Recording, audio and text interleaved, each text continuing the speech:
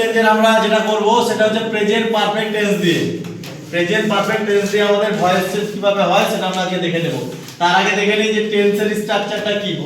মানে প্রেজেন্ট যে একটা সেন্টেন্স দেওয়া আছে, সেন্টেন্সটা আমাদের প্রথমে জানতে হবে যেটা কোন টেন্সে আছে। সেটা আইডেন্টিফাই করার জন্য আমাদের প্রেজেন্ট পারফেক্ট টেন্সের স্ট্রাকচার যেটা সেটা আমাদেরকে জানতে হবে। সেই স্ট্রাকচারটা কি? প্রথমে সাবজেক্ট বসবে, তারপরে হ্যাজ হ্যাভ যে কোনো একটা আসবে মিল অনুযায়ী, তারপর ভার্বের 3 নম্বর ফর্ম বসবে, তারপর অবজেক্ট। এটা যদি থাকে তাহলে আমরা দেখব যে এটা প্রেজেন্ট পারফেক্ট টেন্স। মেইন জায়গা হচ্ছে টেন্সের মেইন জায়গা হচ্ছে আমাদের এই মিডলের জায়গাটা। সাবজেক্ট এবং অবজেক্ট প্রত্যেকটা সেন্টেন্সে থাকবে, কিন্তু মেইন জায়গা হচ্ছে টেন্সটা চেনা। আর সেই টেন্সটা চিনতে গেলে আমাদের হয় হ্যাজ হ্যাভ যে কোনো একটা থাকবে, তার সঙ্গে ভার্বের 3 নম্বর ফর্ম থাকবে, সেটা হচ্ছে প্রেজেন্ট পারফেক্ট টেন্স। এবং সেটা ভয়েস চেঞ্জ করতে গেলে তার রুলস কিভাবে হয় আমরা জানি। অবজেক্টটা যেটা থাকে সেটা মেইন সাবজেক্টে চলে আসে, তাহলে অবজেক্টটা আমরা পেছনে ছিল লাস্টে ছিল সেটা প্রথমে চলে আসবে। এবং মিল অনুযায়ী এই অবজেক্টটা যখন সাবজেক্ট হয়ে যাবে তখন তার মিল অনুযায়ী আমাকে হ্যাজ হ্যাভ যে কোনো একটা বসাতে হবে। এবং তার সঙ্গে আরেকটা যেটা জিনিস সেটা আসবে আমাদের বিন, এই কথাটা আমাদেরকে যুক্ত করতে হবে। এবং তারপর ভার্বের 3 নম্বর ফর্ম বসাবো, শেষে বাই বসাবো, এবং তারপরে যে সাবজেক্টটা ছিল সেই সাবজেক্টটা শেষে চলে যাবে। তাহলে আমরা একটা एग्जांपल দেখে নিব, एग्जांपलের মাধ্যমে আমরা বুঝে যাব। প্রথমটা I have composed a poem, এটা লেখা আছে I have composed a poem। এখানকার মধ্যে আমাদের প্রথম কাজ হচ্ছে সাবজেক্ট ভার্ব অবজেক্ট খুঁজে বের করা। আইটা হচ্ছে সাবজেক্ট, have composed এটু পুরোটা হচ্ছে ভার্ব, এবং অবজেক্ট হচ্ছে poem।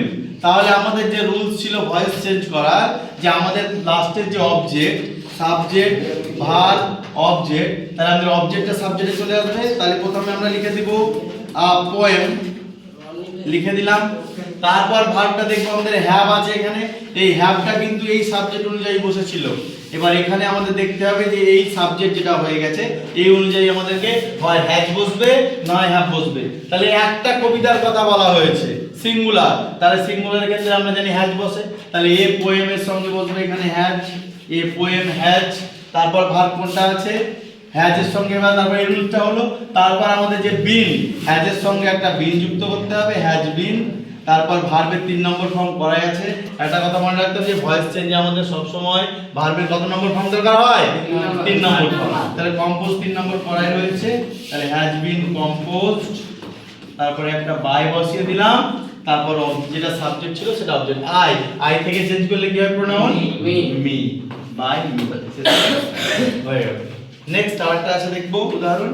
এটা সাবজেক্ট, হ্যাজ গট হচ্ছে ভার্ব, এবং দা ফ্লাইজটা হচ্ছে এখানে অবজেক্ট। তাহলে অবজেক্টটা সাবজেক্ট লিখে দেব, লিখবো দা ফ্লাইজ, দা ফ্লাইজ, ফ্লাইজ লিখলাম।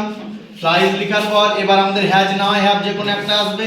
অনেকগুলো মাছির কথা বলছে তাই এটা প্লুরাল, তাহলে এখানে হ্যাভ আসবে। আমাদের একটা জায়গা মাথায় রাখতে হবে যে এখানে হ্যাজ না হয় হ্যাভ। যদি এই সেন্টেন্সের প্রশ্নতে হ্যাজ থাকে যে আমরা হ্যাজ বসিয়ে দিব, সেটা কিন্তু হবে না। আমাদের এই সাবজেক্ট অনুযায়ী আমাদের ভার্ব বসাতে হবে। এখানকার সাবজেক্ট আমাদের সিঙ্গুলার ছিল, তার জন্য সিঙ্গুলার ভার্ব হ্যাজ হয়েছে। এখানে আমাদের প্লুরাল হয়ে গেছে, তার জন্য ভার্বটা প্লুরাল। তাহলে দা ফ্লাইজ হ্যাভ, তার সঙ্গে একটা বিন যুক্ত করতে হয়, হ্যাভ বিন। আর caught 3 number form catch caught, caught বসিয়ে দিলাম। এবার একটা বাই যুক্ত করতে হবে, এবং সাবজেক্ট ছিল হি থেকে প্রোনাউন চেঞ্জ করলে কি হয়? হিম।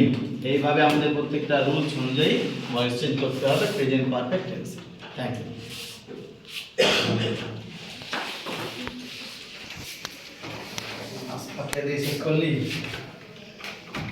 আরে বিশাল বড় হয়ে যাবে ভিডিও।